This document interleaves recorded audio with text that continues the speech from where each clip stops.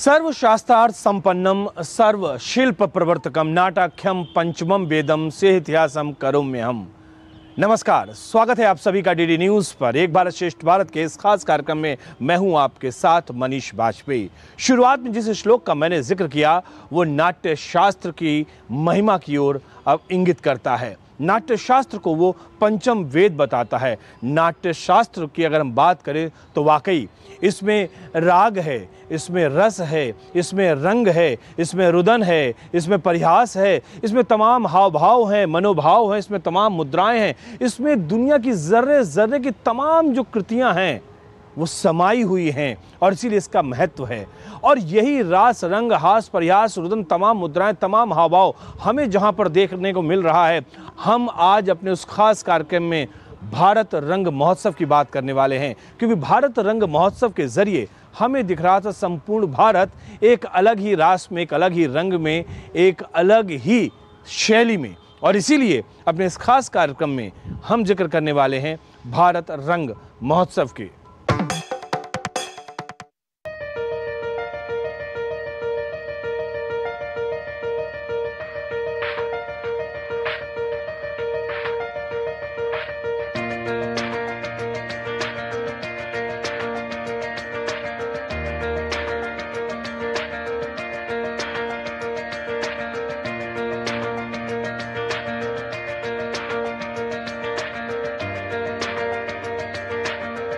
अरे तेली लगाई लगाई के अंजन भोही बनाई बनाई डिठो नहीं डारी हमेला निहारती आनन मारती जो चुचकारत छो नहीं धूर भरे अति शोभित श्याम जू तैसी बनी सिर सुंदर चोटी और खेलती खाद फिर अंगना पग पैजनिया कट पीरी कछोटी काग के भाग बड़े सजनी हरी हाथ से ले गयो माखन रोटी।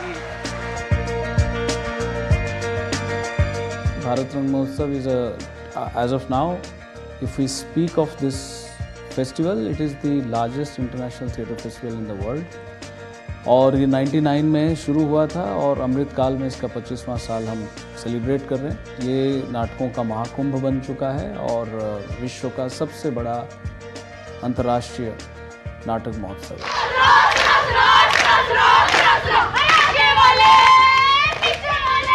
भारत रंग उत्सव के बारे में इतना ही कहूँगा कि ये उत्सव न होकर ये बहुत बड़ा मेला है थिएटर वालों के लिए।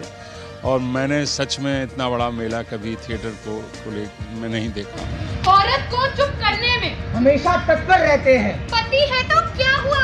अरे क्यों उसमें इतना फेक है? शादीशुदा हो या कुंवारी, रेप तो भाई रेप है, रेप तो भाई रेप है। रंगमंच के जो टीचर्स हैं वही कहते हैं कि आप कुछ भी काम करें, भले आप हो सकता है अपने पिताजी की दुकान चलाएं, लेकिन अगर आप रंगमंच करेंगे तो उस दुकान का सामान आप और अच्छी तरह से बेच पाएंगे।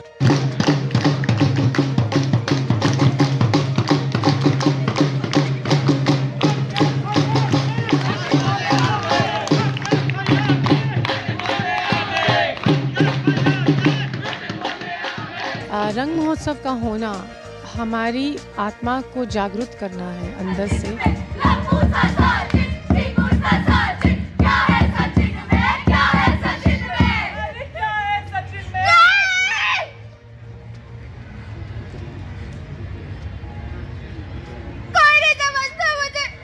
एक प्ले से हमें पता चल जाता है कि थिएटर कितना ज़्यादा ज़रूरी है किसी इंसान के लिए, किसी बच्चे के लिए, उसके अंदर कॉन्फिडेंस लाने के लिए।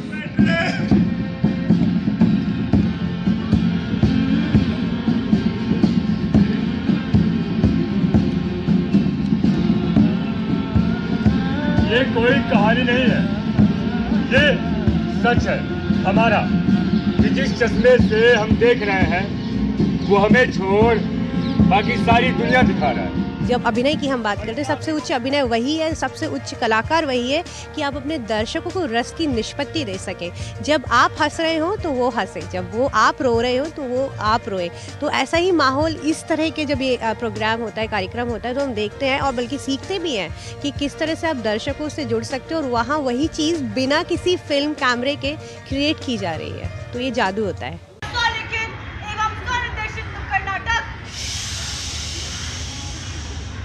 किसी को बताना मत।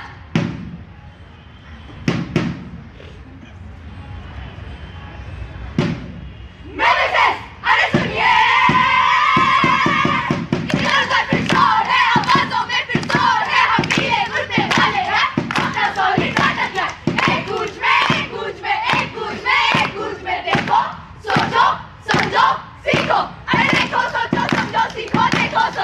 तो सीखो। हाय हाय हाय। भाव, भंगिमाएं, मुद्राएं, ऐसे ना जाने कितने शब्द हैं जो एक क्षेत्र में इस्तेमाल किए जाते हैं। हमारे चेहरे के एक्सप्रेशन उसमें इस्तेमाल किए जाते हैं।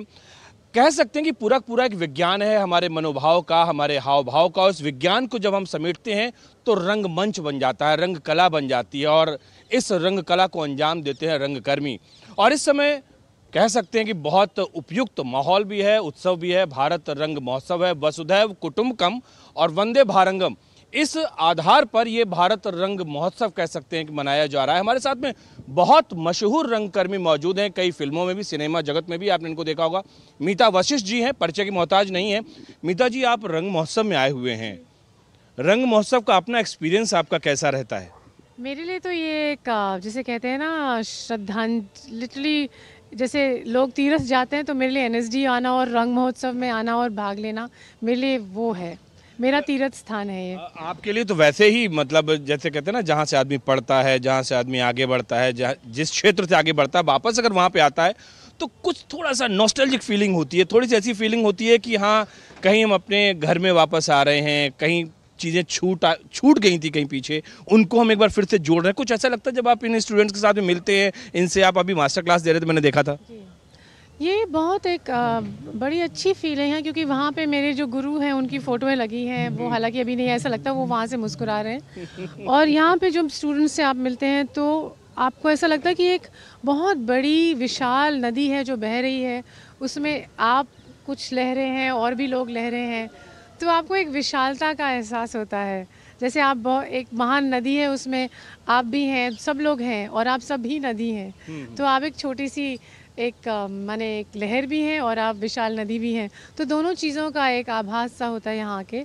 हमारे जितने आजकल के स्टूडेंट्स हैं उनसे मिलके, उनसे बातचीत करके, उनका काम देके, हमारे जो सीनियर्स हैं, हमारे जो गुरुजन हैं, तो बहुत ही एक अलग ही एक चीज़ है ये। निश्चित तौर पर आप जब नदी की बात करें तो वक्त का अपने आप में एक दरिया है जो कि हमेशा बहता रहता है और इसमें हम अपने अपने किरदार रियल जिंदगी में भी हम फ्लो करते रहते हैं, इधर से उधर हम अपना करते रहते हैं। का भी एक दरिया है, national school of drama, Vasudev कुटुंब और भारत रंग महोत्सव का एक अलग ही ये भी एक दरिया जिसमें हम लोग सब समाये हैं, कभी निकल जाते हैं, कभी अंदर आ जाते हैं और ये बड़ी एक खूबसूरत जर्नी है। आप जब हमारे साथ में हैं तो हम अपने लोभ का संवरण नहीं कर पा रहे हैं और एक सवाल हम ये कर रहे हैं कि इन टर्म्स ऑफ चेंजेस पहले और अब में आप महसूस क्या करते हैं और आपको लगता है कि, मैं तो फील करता हूं व्यक्तिगत तौर पे कि अब एक बार फिर से जो हमारा रंगमंच है वो धीरे धीरे प्रॉस्परस हो रहा है, कहीं ना कहीं आगे बढ़ रहा है। लोग अब थिएटर जाना, मल्टीप्लेक्स में जाना कम कर रहे हैं, वो कहीं ना कहीं रंगमंच की दुनिया में आ रहे हैं और उन कला को देखना चाह रहे हैं।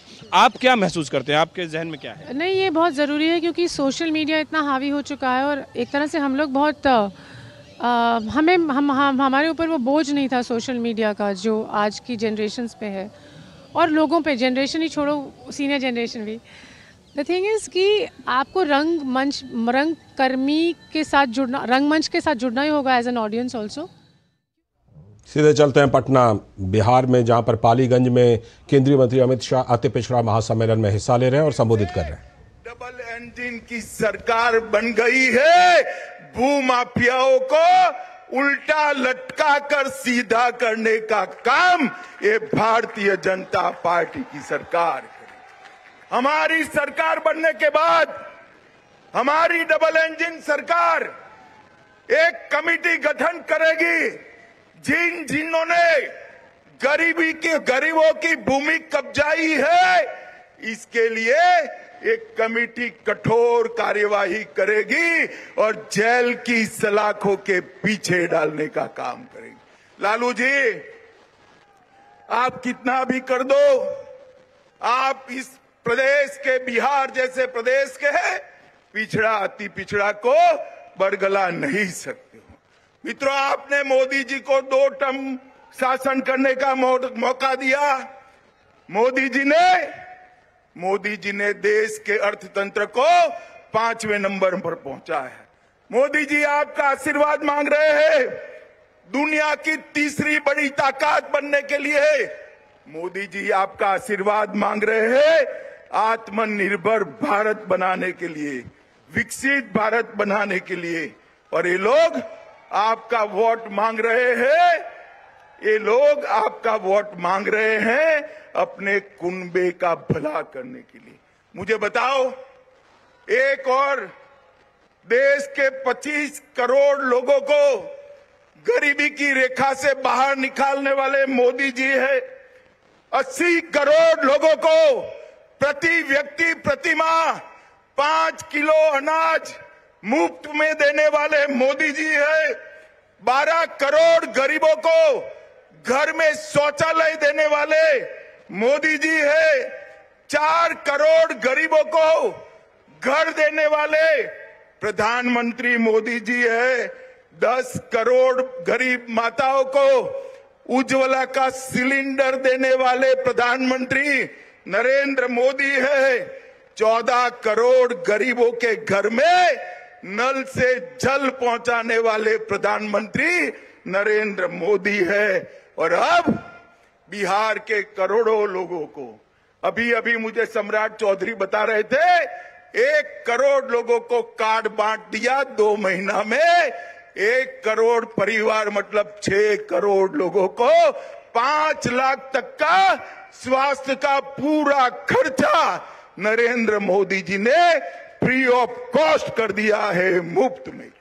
अब किसी भी गरीब के घर में बीमारी आती है तो इसको कोई चिंता करने का जरूरत नहीं है। भाई और बहनों, एक विश्वकर्मा योजना लाए हैं। लगभग 20 प्रकार के कामकाज करने वाले विश्वकर्मा भाइयों को 5% से रियायती ब्याज पर 1 लाख रुपया, 2 लाख रुपया और 15,000 का किट देने का काम भी भारतीय जनता पार्टी की सरकार करने वाली है। भाई और बहनों, ये आरजेडी और कांग्रेस दोनों घपला घोटाला करने वाली पार्टी है। मैं बताता हूं, आरजेडी ने चारा घोटाला किया, वर्दी घोटाला किया, पाइप घोटाला किया, मेगा घोटाला किया, रेलवे के होटल के आवंटन का घोटाला किया, बालू घोटाला किया और बेनामी संपत्ति बेटे बेटियों के नाम से अबजों रुपयों की जब्त की। मित्रों, कांग्रेस ने भी कोयला घोटाला, कॉमनवेल्थ घोटाला, 2G घोटाला, ऑगस्टा वेस्टलैंड घोटाला, लैंड फॉर जॉब घोटाला, बोफोर्स घोटाला, शारदा चिट फंड करने का काम भी कांग्रेसियों ने किया। और मोदी जी एक गरीब के घर से आया हुआ आदमी है। एक चाय बेचने वाले गरीब का बेटा आज देश का प्रधानमंत्री बना है। इतने साल हो गए, 23 साल से मुख्यमंत्री प्रधानमंत्री है मोदी जी। उन पर 25 पैसे का भ्रष्टाचार का आरोप हमारे विरोधी भी नहीं लगा सकते। इस प्रकार का शासन नरेंद्र मोदी जी ने किया है। अंत में भाई और बहनों, मोदी जी को एक तीसरा मौका दीजिए, 400 पार कराइए। मैं आपको विश्वास दिलाता हूं, गरीबी से मुक्त भारत बनाने का काम नरेंद्र मोदी जी करेंगे। पिछड़ा अति पिछड़ा का कल्याण नरेंद्र मोदी जी करेंगे।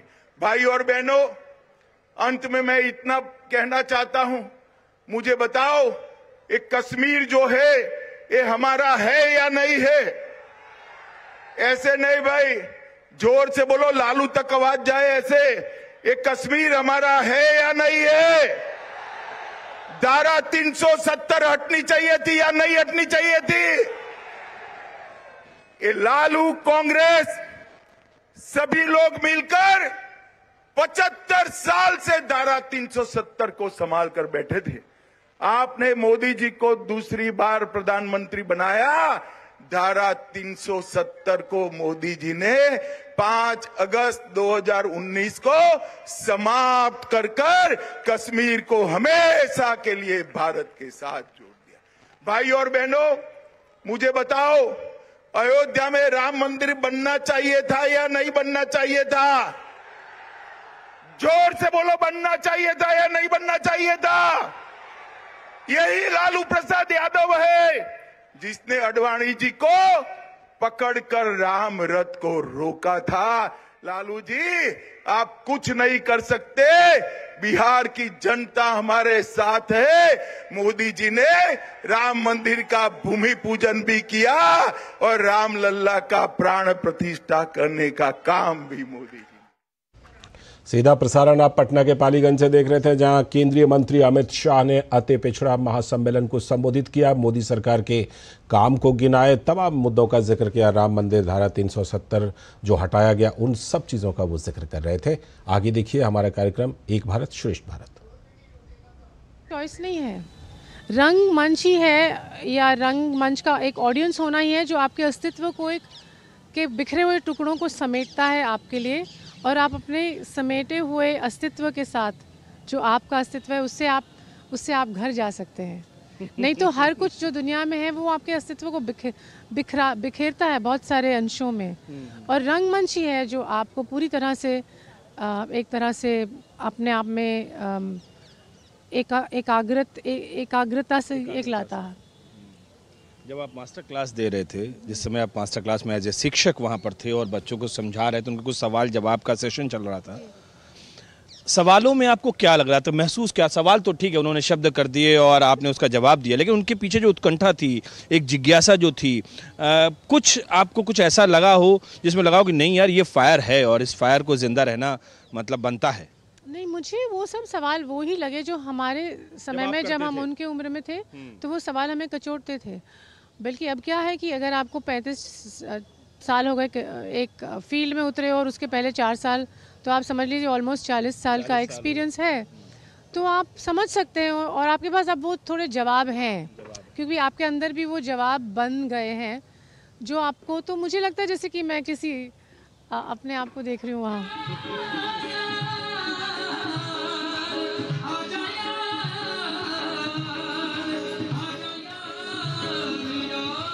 दरअसल ये कुदरत या यूँ कह सकते हैं ऊपर वाले की नियामत होती है। जब आप किसी कला में पारंगत होते हैं, IAS लोग पढ़ के बन सकते हैं, MBA करके मैनेजमेंट में जा सकते हैं, लेकिन जो कलाकार होता है वो कहीं ना कहीं उसके बीज जो होता है वो कुदरत उसको दे के भेजती है, बस उसको वो शार्पनेस मिल जाती है जब वो किसी संस्थान मिलता है, जब वो गुरु से मिलता है। और वाकई जब आप अपने कला में डूब जाते हैं तो कैसे कहते हैं कि आपका ईश्वर से साक्षात्कार होता है। हमारे साथ मनोज मिश्रा जी मौजूद हैं, जो कि NSD के रिपेटरी में लगातार शामिल रहे हैं और लगातार वो यहाँ पर क्लासेस भी कर रहे हैं। मनोज जी, आपने अभी यहाँ पर जो कुछ किया, जो आपने नृत्य आपने दिखाया, हमें तो कम से कम जो एहसास हुआ मैंने बताया, आपको क्या एहसास होता है जब आप इस तरीके से अपना नृत्य पेश करते हैं? क्या ये एक सूफी वर्लिंग डांस है जो टर्किश से आया है, और ये इसमें आप बिना थॉटलेस हुए, आप निर्विचार शून्य हुए आप ये नृत्य नहीं कर सकते। ये सीखा भी नहीं जा सकता, ये आपको ऊपर वाला गिफ्ट देगा। ये मैं अपने अनुभव से बोल रहा हूँ। आप पृथ्वी का हर जो बच्चा पैदा होता है वो गोल गोल घूमता है, आपने नोट किया होगा, क्योंकि वो बोझ मुक्त है। हिंदू मुस्लिम सिख ईसाई के बोझ से दबा हुआ नहीं है, वो मुक्त है, तो वो आराम से मस्ती करता है, घूमता रहता है। माँ बाप रोकते हैं तो वो उसकी क्रिएटिविटी को रोकते हैं। तो इसलिए ये घूमना मेरे लिए बहुत डीप मेडिटेशन है। इसमें कोई विचार नहीं चलता है, बिल्कुल आप शून्य थॉटलेस हो जाते हैं।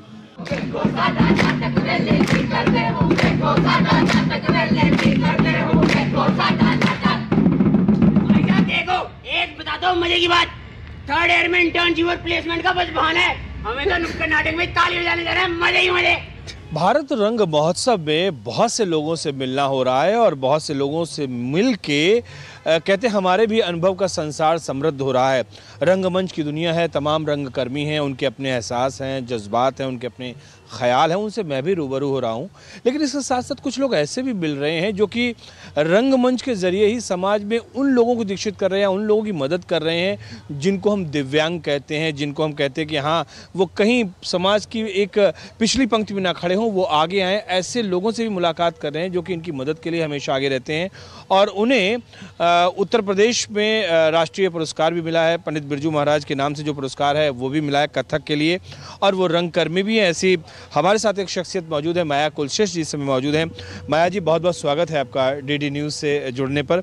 माया जी, भारत रंग महोत्सव आप देख ही रहे हैं जो चल रहा है इस समय लगातार। भारत रंग महोत्सव का अगर हम जिक्र करें तो कैसे ये रंगकर्मी के लिए, रंगमंच के लिए और एक जो पूरा भारत हमें जुड़ता हुआ दिखाई पड़ता है, जैसा हमारे माननीय प्रधानमंत्री जी एक भारत श्रेष्ठ भारत कहते हैं, तो कैसे आप इसकी व्याख्या करेंगे भारत रंग महोत्सव को लेकर? भारत रंग महोत्सव मुझे लगता है जो भी रंगकर्मी है, चाहे वो देश का हो या विदेश का हो, उसके लिए वो एक पूजा का स्थल है। वैसे तो जिस जगह मैं खड़ी हूँ उसको NSD जहाँ मैं खड़ी हुई हूँ, ये सभी रंगकर्मियों के लिए एक मंदिर ही है। और रंगकर्मी क्या, जो भी मंच पर जाता है, हम जैसे कलाकार, जैसे मैं खुद कथक की आर्टिस्ट हूँ, तो एक जब इसके अंदर ये प्रवेश लेते हैं तो गर्व की अनुभूति होती है, क्योंकि आसपास का जो माहौल है वो सिर्फ ये एहसास कराता है कि आपके आसपास कला नाच रही है, आपकी आसपास कला गूंज रही है, तो वो चीज़ खुद में ही एक अलग सी एक स्पेशल होने की फीलिंग देता है। दूसरा, ये जो फेस्टिवल होता है, मुझे लगता है इसका इंतज़ार हर एक रंगकर्मी को होता है। किसी को देखने के लिए, किसी को प्रस्तुति देने का अवसर मिले तो उसके लिए बहुत एक गौरव का पल होता है, क्योंकि दुनिया भर के लोग जो रंगमंच के लिए रात दिन काम कर रहे हैं, उनमें से कुछ चंद प्रस्तुतियां हम देख पाते हैं जो बहुत ही उम्दा होती हैं।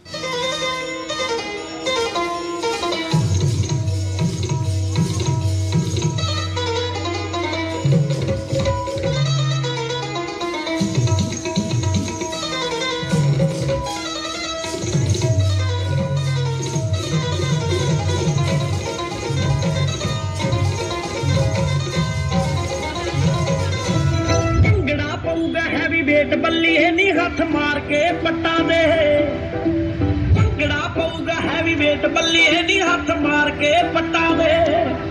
ओ चढ़ की जवानी में अग मरगी नी साडे गबरू जट्टा दे, भंगड़ा पऊगा हैवी वेट बल्ली है नी हाथ मार के पट्टा दे। यहाँ पर एक छोटा सा ब्रेक लेते हैं और ब्रेक के बाद में जब लौट कर आएंगे तो बताएंगे कुछ और नज़ारे, उनके किस्से और उनसे जुड़े हुए तमाम लोगों के अपने अपने बयान भी हम आपको सुनवाएंगे, क्या कुछ वो कह रहे हैं इस भारत रंग महोत्सव को लेकर। तो एक छोटा सा ब्रेक, मिलते हैं इस ब्रेक के बाद।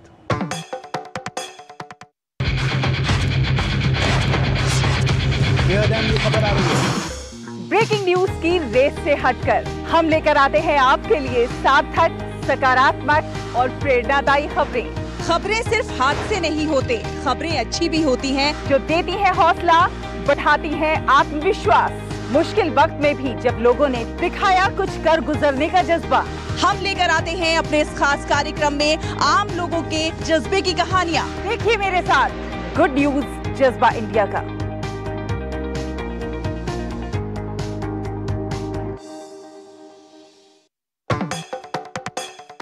Welcome back. ब्रेक के बाद एक बार फिर से आप सभी का स्वागत है डीडी न्यूज पर। एक भारत श्रेष्ठ भारत में मैं हूं आपके साथ मनीष वाजपेयी और बात हम कर रहे हैं भारत रंग महोत्सव की।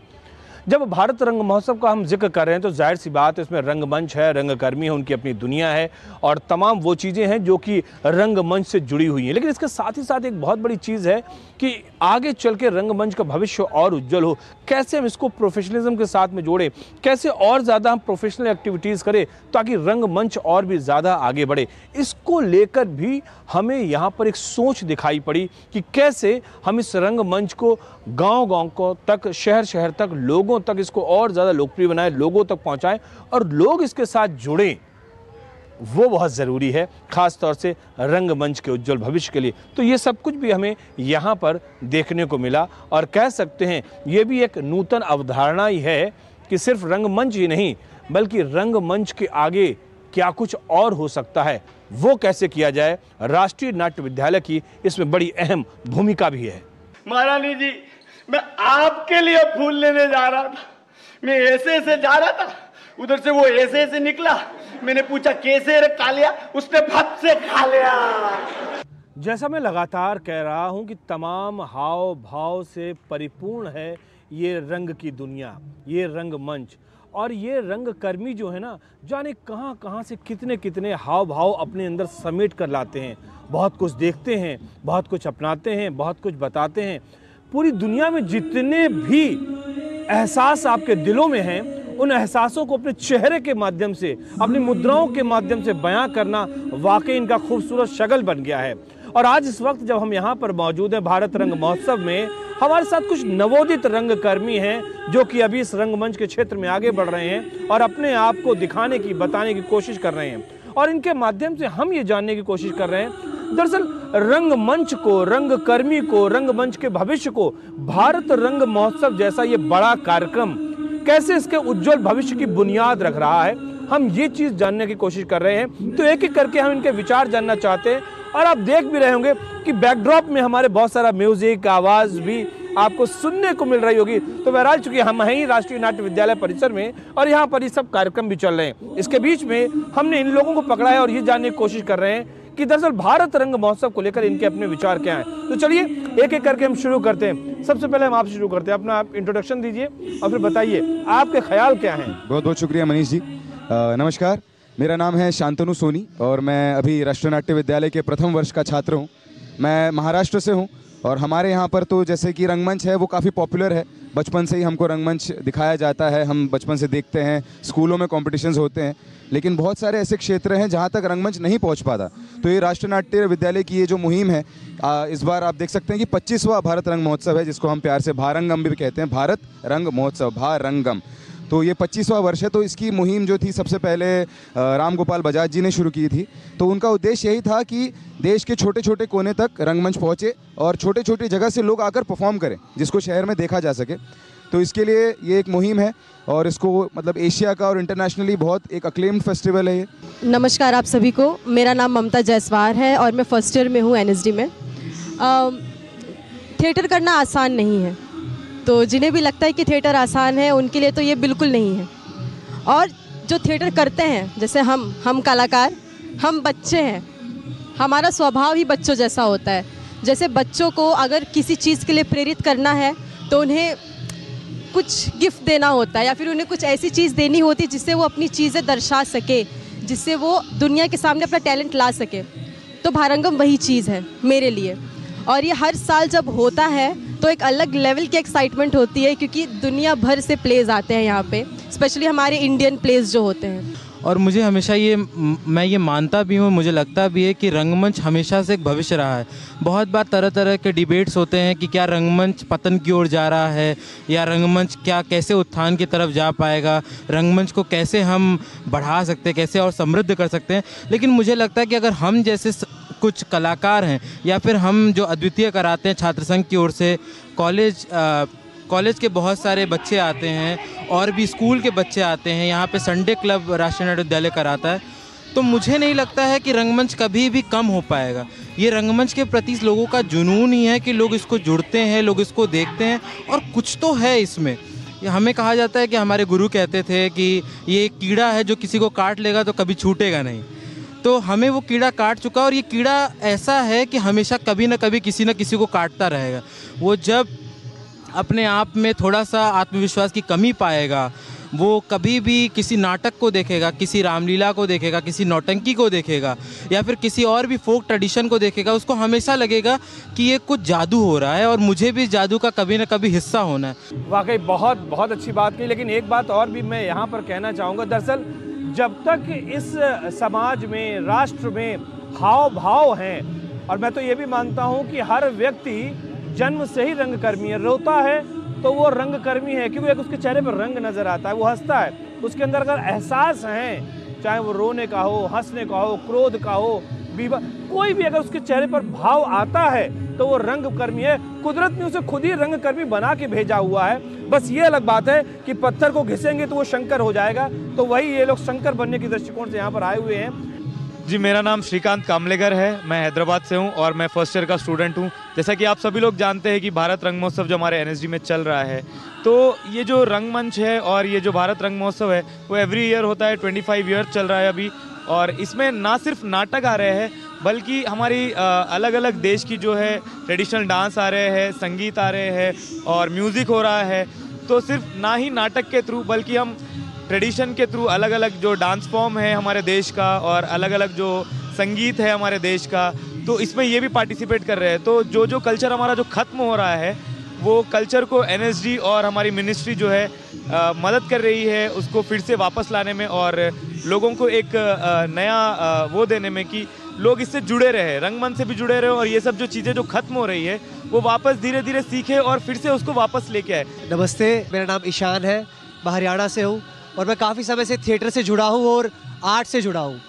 मैं एक शेर बोल के कुछ कहना चाहूँगा कि यूँ कम निगाहों से ना देख मेरी चाक दामानी को, चाक दामानी यानी कि फटा हुआ कुर्ता। यूँ कम निगाहों से ना देख मेरी चाक दामानी को, कई हज़ार होशियारों में कोई एक दीवाना होता है। तो वैसे ही हम दीवाने हैं कि जो निकल पड़ते हैं घर छोड़कर अपना कलाकार बनने की खोज में।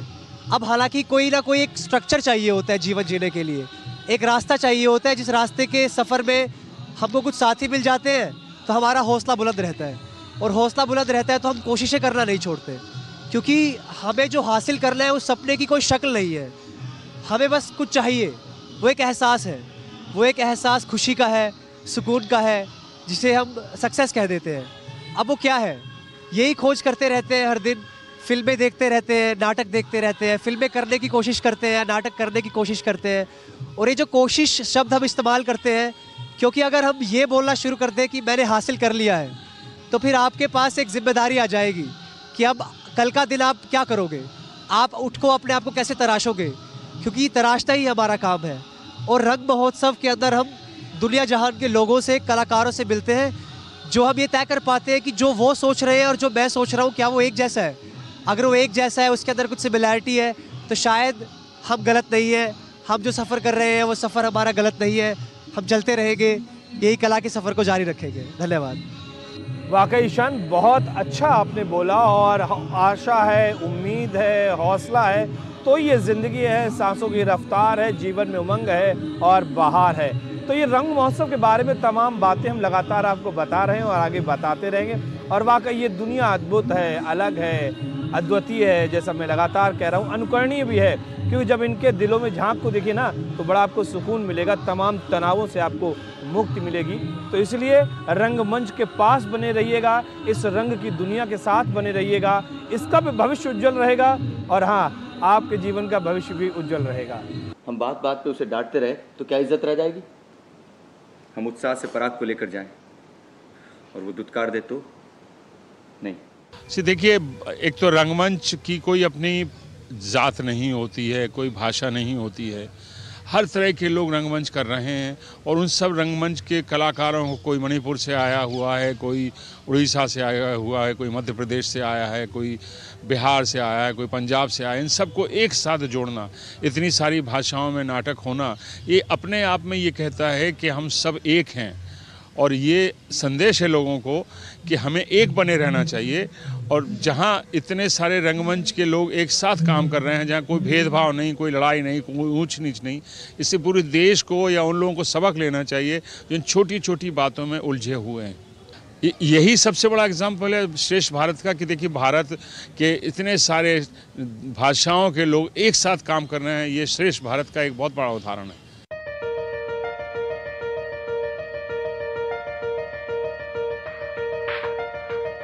अलौकिक है, अद्भुत है, अद्वितीय है, यूं भी कह सकते हैं कि अनुकरणीय है। दरअसल जब हम रंगमंच की दुनिया में होते हैं तो इन तमाम एहसासों से हम रूबरू होते हैं। जब हम वो परिश्रम देखते हैं, जब हम वो हाव भाव देखते हैं, भाव भंगिमाएं देखते हैं, मुद्राएं देखते हैं, हम किसी कलाकार का, उसके पात्र के जो सजीव चित्रण होता है, जब हम उसको देखते हैं तो ऐसे एहसास रूबरू अनायास हमारे मन से ये उद्गार भी निकल पड़ते हैं। और ये वो चीज़ें हैं जो हमारे और आपके दिलों से जुड़ी हुई होती हैं, जिनको शब्द देना मुश्किल होता है। और जब हम भारत रंग महोत्सव का जिक्र कर रहे हैं तो ऐसे न जाने कितने मोड़ आए, ऐसे न जाने कितने पल आए, ऐसे न जाने कितने नाट्य मंचन हमने देखे, जब ये उद्गार लगातार मेरे मन से, मेरे भाव से, मेरे दिल से ये निकलते रहे, और इन एहसासों से मैं रूबरू होता रहा। एक भारत श्रेष्ठ भारत के इस कार्यक्रम में फिलहाल इतना ही, दीजिए मुझे इजाजत, लेकिन इस वायदे के साथ कि फिर होगी आपसे मुलाकात। तब तक के लिए नमस्कार।